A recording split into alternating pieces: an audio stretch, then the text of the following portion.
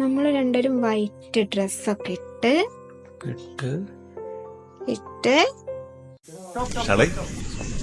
പിന്നെ എപ്പോ കിട്ടും എന്ത് സേവ് ദ ഡേറ്റ് എപ്പോ കിട്ടും ഈ വർക്കിന്റെ ഇടയിൽ ഒരു സേവ് ദ ഡേറ്റ് പൊന്നാര ജിഷ്ണു പുറത്ത് നട്ടപ്പൊരി വെയിലാണ്.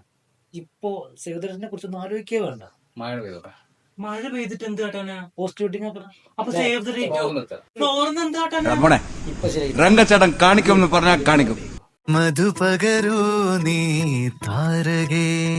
സ്റ്റുഡിയോയിലുണ്ടായിരുന്ന വൈറ്റ് ക്ലോത്ത്സ് ആണ് നമ്മളെ ഈ ഷൂട്ടിൻ്റെ മെയിൻ പ്രോപ്സ്.